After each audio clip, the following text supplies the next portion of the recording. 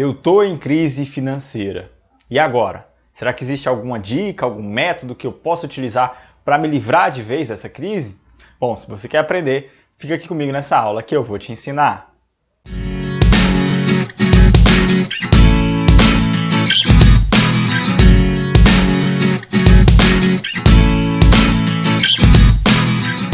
Fala pessoal, Rafael aqui do Viva no Comando em mais uma aula. E na aula de hoje você vai aprender como se livrar da crise financeira. Se você é uma pessoa que está passando por isso, ou se é uma pessoa que está caminhando, ou se também é uma pessoa que porventura está saindo dessa crise, né? Já tomou algumas medidas. Então essas que eu vou apresentar aqui podem ainda acelerar esse processo de saída da crise, tá bom? Bom, eu gosto sempre de fazer as minhas aulas, e vocês devem ter reparado, sempre em passos, em medidas, porque eu acho mais simples. Inclusive, os meus cursos eles são montados em passos, que eu acho uma coisa mais simples, mais dinâmica e principalmente mais fácil de implementar nas nossas vidas. Porque, como diz aquele ditado, né, você tem que caminhar passo a passo, um passo de cada vez. Então, tendo cada passo, sabendo o anterior, sabendo o próximo, sabendo o que você tem que fazer, onde você tem que percorrer, né, qual o caminho, isso fica mais fácil para poder implementar, porque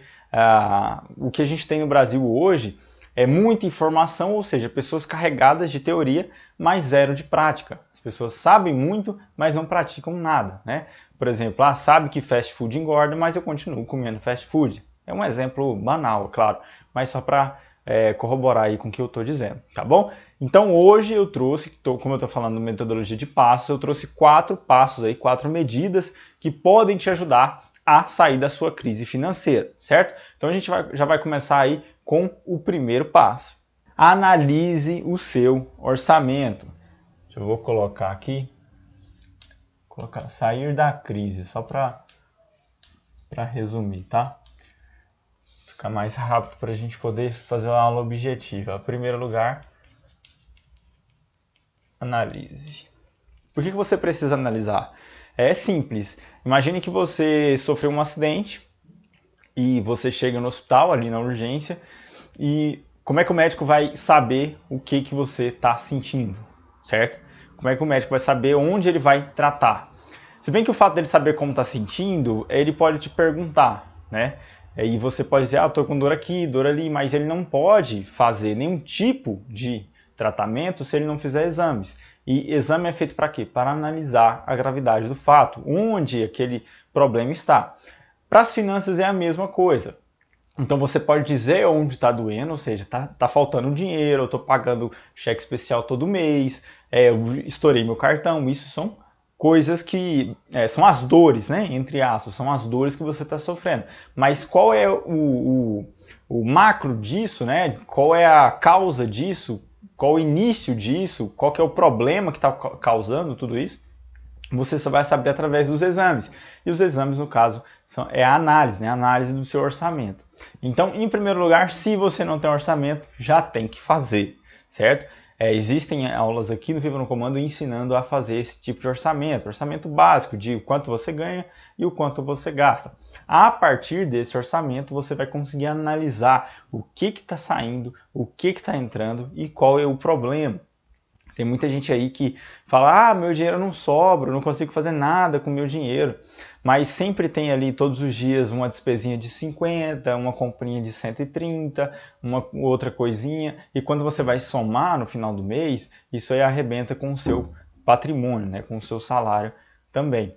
Então você precisa analisar para saber qual é a causa do problema, onde está o problema de fato, para a gente combater lá. E aí sim você poder sair da crise. Não tem como sair da crise sem saber qual é o problema, tá bom? Bom, então vamos agora para o segundo passo. Controle suas finanças. Vou colocar aqui, a primeira coisa foi analisar, a segunda, controlar. Do que adianta você fazer o seu orçamento? Olha, eu ganho R$2.000, a soma das minhas despesas está dando aí 1.900, e beleza, fiz uma planilhinha de Excel e ficou ali guardado no meu computador. Vai adiantar alguma coisa? No sentido de que, se você não tiver controle, você vai gastar os 1.900? Não vai, 1.900 é muito bonitinho na sua planilha de Excel. né? R$ 2.000 que você ganha muito bonito na sua planilha de Excel. Mas você precisa controlar isso e de forma diária. Eu já disse em outras aulas aqui que existem aplicativos para você fazer esse controle. Eu, particularmente, faço esse controle através de mensagem de texto, né? De uma forma decrescente. Citar um exemplo. Como eu disse, se você quer saber como fazer o seu orçamento, tem aula aqui no Viva no Comando. Essa aula não é específica para isso. Mas te dar um exemplo, eu posso gastar com alimentação R$ 300, então eu coloco na minha mensagem de texto, alimentação 300. Eu almocei hoje e gastei R$ 30, eu vou e apago os 300 e coloco 270. Ou seja, todas as vezes que eu vou me alimentar, eu consulto o saldo na hora que eu tenho, certo? E isso vai decrescendo a cada novo gasto que eu faço. Então eu sempre tenho um controle, eu posso gastar R$ 300, isso é uma conta variável, né? Não é 300 fixo, não é uma conta fixa igual energia, igual a internet, tá bom? Então eu faço dessa forma decrescente. Da mesma forma, todos os pagamentos que você faz, todas as contas que você faz, né, todas as compras que você faz, isso tudo tem que ser anotado. Não adianta colocar na sua planilha de Excel, eu tenho um orçamento e não está adiantando nada. É claro, você não faz o seu controle. O orçamento, ele é um norte para você, certo? Ele é um modelo, ele é um quadro em que você olha todos os dias para saber o quanto você pode gastar nisso ou naquilo. Mas não adianta saber o quanto você pode gastar se você não sabe o quanto está gastando, certo? Eu posso gastar 300 com alimentação, mas quanto você gastou no mês passado? Quanto você gastou até o dia 15 desse mês? Se hoje é dia 15, como é o exemplo, né? Não sei. Então como é que você vai saber se vai dar os R$ 300 no final do mês se você não está controlando? Se você simplesmente está fazendo compras, almoçando, jantando, nesse exemplo, certo? Então tem que ter controle. Não adianta análise sem controle. E também não adianta ter aí o controle sem a análise. São coisas que precisam sempre ser feitas. Então, tenha o seu orçamento. A partir dele, a gente está partindo do ponto, que você tem um orçamento, você vai analisar e depois que você já analisou, viu o problema, você vai começar a controlar. E como é que você faz para controlar? Fazendo dessa forma. Eu dei esse exemplo, tem aplicativos, você pode anotar todas as noites, chegou em casa, anota cada gasto que você teve naquele dia. Todo mundo hoje em dia tem uma agenda, seja no celular, seja a agenda impressa, né? Então, por desculpa. Se você não quer anotar, vai continuar a mesma bola de neve. Crie o hábito de anotar, de controlar suas finanças, certo? Então agora a gente vai para o terceiro passo. Receitas e despesas, né? Então, receitas. Vou abreviar aqui para ficar mais rápido, tá bom? Receitas e despesas. O que eu quero dizer com isso? Você analisou, ou seja, você criou um orçamento, analisou e viu onde está o problema. Então você tem uma crise financeira, certo? Pode ser um problema no orçamento, ou seja, você está gastando mais do que está ganhando? Pode. Na maioria das vezes, é um problema relacionado a dívidas externas, né? Você até consegue, como que eu posso dizer? Você até consegue manter os seus gastos menos dos seus ganhos, mas você tem uma dívida externa que você não consegue pagar, e isso está virando uma bola de neve e vai comprometer toda a sua saúde aí financeira, o seu patrimônio. Então você já analisou e descobriu onde está o problema.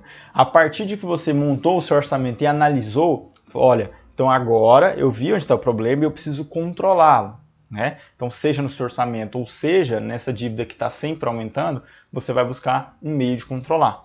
E qual que é normalmente o meio que se controla esse tipo de circunstância, né? Você vai ter que aumentar a sua receita e diminuir as suas despesas. Por quê? Para fazer sobrar mais dinheiro todos os meses e automaticamente você conseguir pagar essas suas dívidas externas, ou se a sua crise financeira é por algum problema no seu orçamento, você está gastando mais do que ganha, o aumento de despesa ele vai corrigir esse problema e também automaticamente o corte de gastos desnecessários, é claro, também vai corrigir esse problema. Então é uma via de mão dupla, né? Você aumenta a receita e corta gastos para fazer sobrar ainda mais. Então, como é que eu faço para aumentar receitas? Você pode fazer um trabalho extra, você pode fazer alguma coisa que você tenha porventura habilidade, nunca explorou financeiramente. certo? E tem que sempre pensar o seguinte, se você está passando por um problema financeiro agora, você precisa tomar uma atitude agora. Existe uma frase até da Segunda Guerra Mundial em que os generais diziam que a geração que passa pela guerra, ela precisa pagar pela guerra. Não se pode jogar o problema para frente, né? E eu falo em questão financeira, em questão cultural, né?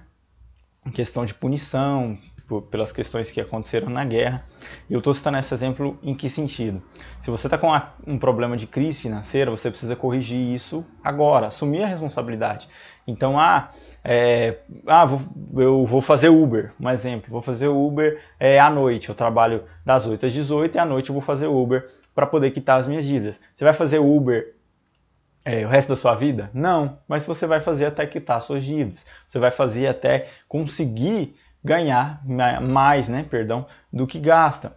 É cansativo trabalhar das 8 às 18 e ainda fazer Uber à noite? Muito cansativo, mas foi você quem criou isso, foi você quem criou a sua crise financeira. Então assuma a responsabilidade para poder arcar com as consequências, né? Agora você teve uma causa, que foi uma irresponsabilidade financeira, e agora você vai ter que bancar. Por outro lado, os gastos. Como você está tendo controle do seu orçamento diário, automaticamente os seus gastos já reduzem. Mas existem coisas que porventura você pode cortar. Por exemplo, o custo da disponibilidade, que eu sempre falo aqui, um exemplo que eu uso é a TV a cabo. Existe uma TV a cabo de 100 canais, que tem os principais que você utiliza, e ele custa R$100 por mês. E existe uma TV a cabo de 300 canais, e ela custa R$200 por mês. E aí você pensa, eu vou assinar de 300 porque tem uns canais lá que eu posso precisar, eu posso querer assistir. Isso é o custo da disponibilidade, certo? Você gastar pensando que um dia você pode, porventura, utilizar. E aí todo esse tempo você vai ficar pagando até um dia, se acontecer, na maioria das vezes não acontece, você vai e utiliza aquele serviço. Então se você só utiliza comumente os 100 canais, assine de 100 canais. O dia que você precisar, vai ter jeito sim de você assinar aquele de 300 canais sem problema. Mas enquanto isso você economizou R$100 todos os meses até essa necessidade aparecer, certo? Então isso já reduz, entendeu?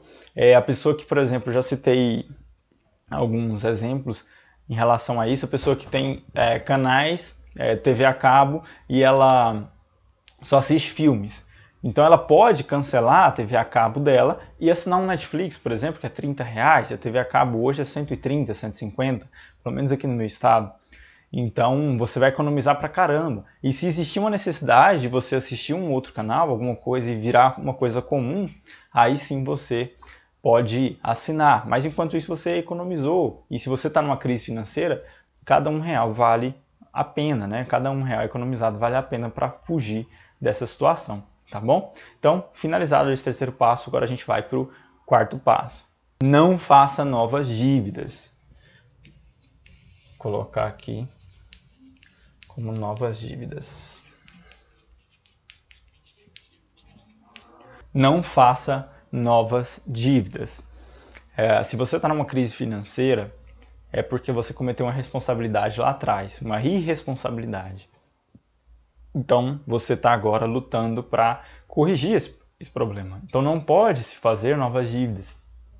Seja para quitar essas dívidas que você tem, seja depois que você já saiu dessa crise. Eu consegui sair, se acontecer de novo, eu saio novamente. E isso é desaforar o dinheiro.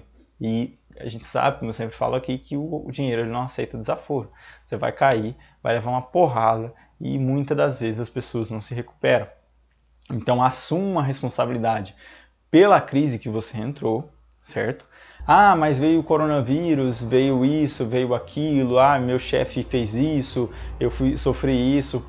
Isso são exceções, não vamos nos pautar pelas exceções. Como eu sempre falo, exceção é a justificativa do burro, certo? A gente não se pauta por exceção.